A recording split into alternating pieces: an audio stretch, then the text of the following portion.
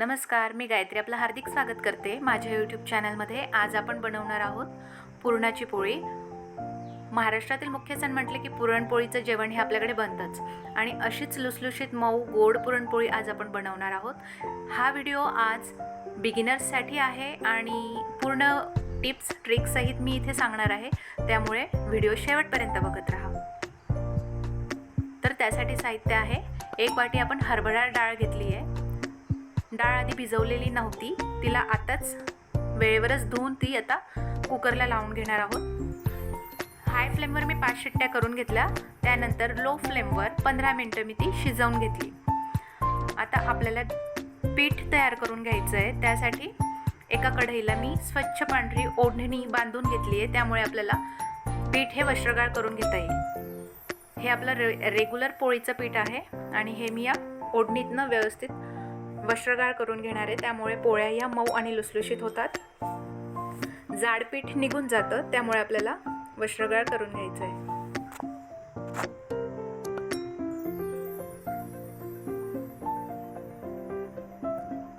जाड पीठ आपल्याला काढून घ्यायचं आहे।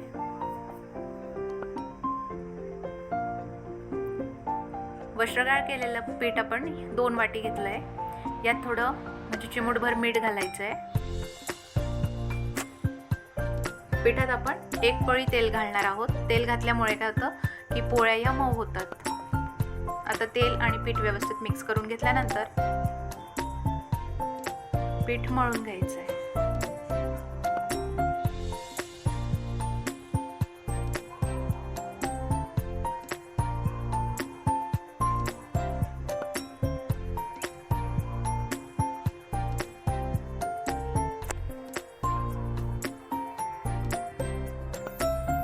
थोडं थोडं पाणी घेऊन आपण हे पीठ मळून घेणार आहोत।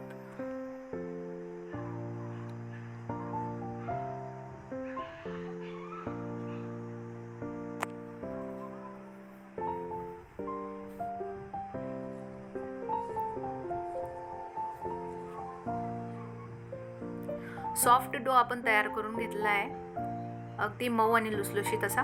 यावर थोडं तेल घालून आणि ओलं कापड झाकून आपण याला अर्धा तास रेस्ट करू देणार आहोत।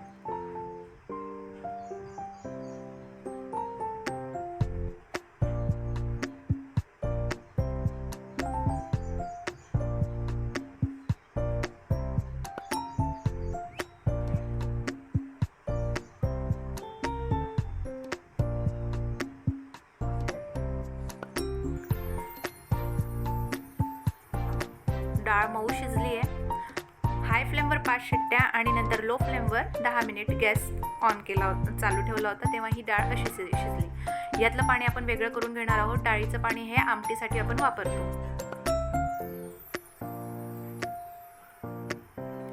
डाळीतनं पाणी वेगळं केल्यानंतर आपल्याला ही डाळ कढईवर लो फ्लेमवर गूळ घालून शिजवून घ्यायची आहे। डाळ आणि गूळचं प्रमाण हे सारखं असतं, वजनी पण, आणि जर एखादं भांड्याने माप घेणार असाल तुम्ही तर तसंही। किसलेला गूळ मी आता डाळीत घातला।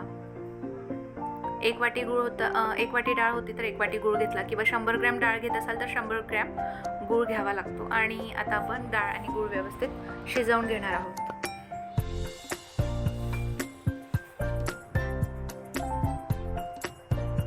गूळ जसं जसं मेल्ट होतो तसं आता पाणी सुटतं त्या डाळीत।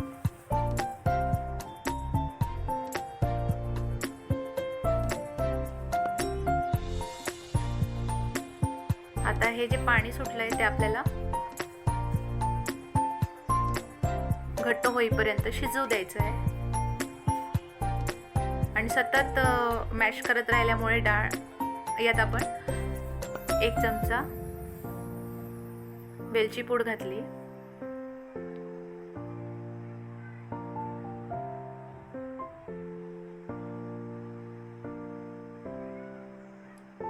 डाळला मी अशीच बारीक करून घेते।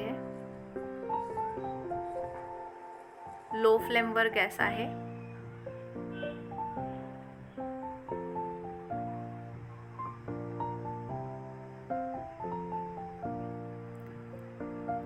पुरण आता घट्ट झालंय आणि व्यवस्थित मॅश पण झालंय।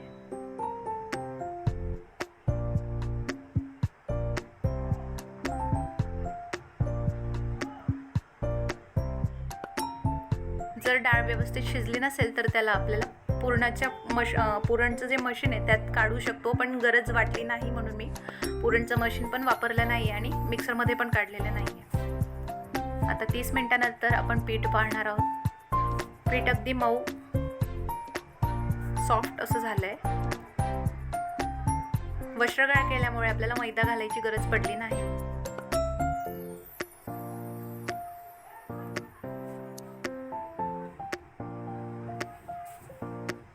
मीडियम फ्लेमवर आपण तवा गॅसवर ऑन केला आहे. आता पोळी लाटून घेऊ.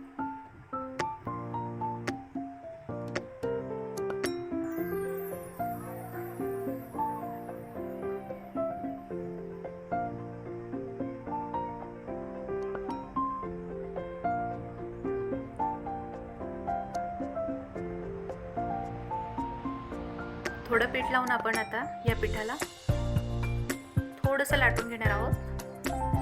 त्याच्या कडा लाटायच्या आहेत. आत थोडं जाड राहून द्यायचं आहे कारण आपण पुरण भरणार आहोत यात.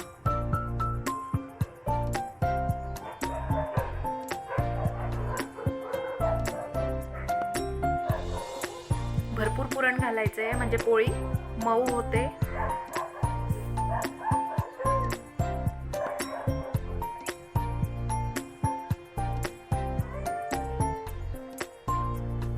आणि अशा पद्धतीने आपण आता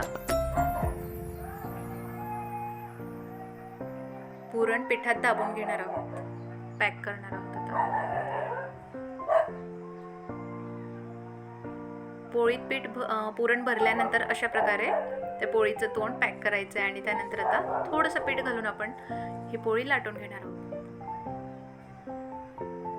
लाटण्याआधी आपल्याला जेवढी हाताने ती मोठी करता येते पोळी तेवढी करून घ्यायची. त्यानंतर थोडंसं लाटावं लागतं.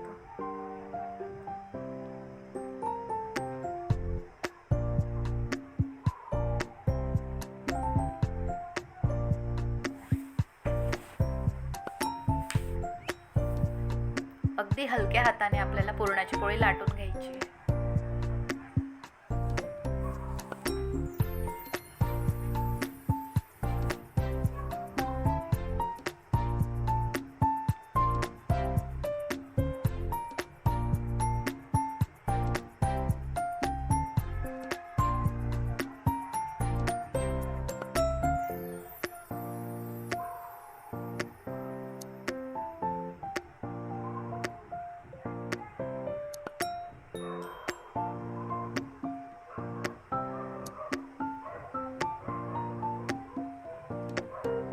पोळी लाटून झाली आहे. तिला हातावर अशा प्रकारे झटकायची, त्यामुळे ती आपोआप थोडी मोठी होते आणि पुरणही सगळीकडे व्यवस्थित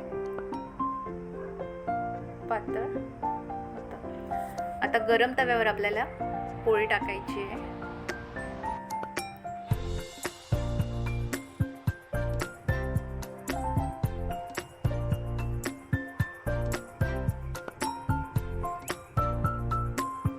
फ्लेम मीडियमपेक्षा थोडी हाय आहे, म्हणजे अगदीच हाय फ्लेम नाही आहे, मीडियमपेक्षा किंचित हाय केली आहे.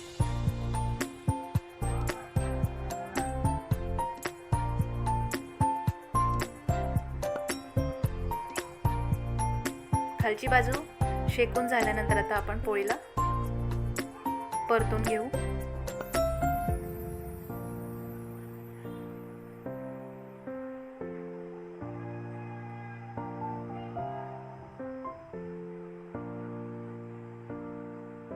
तेल किंवा तूप घालून पोळीला शेकून घ्यायची आहे. मी इथे तेल घालते आहे. तुम्ही तूप किंवा तेल काहीही घालू शकता आणि भरपूर तेल घालता आलं म्हणजे चालत असेल तुम्हाला तर घालायचं.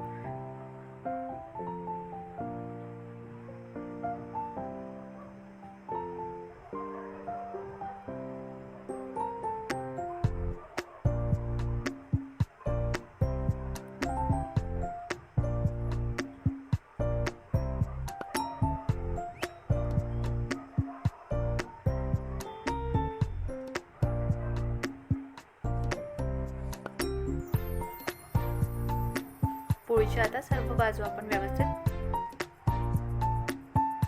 शेकून घेणार आहोत.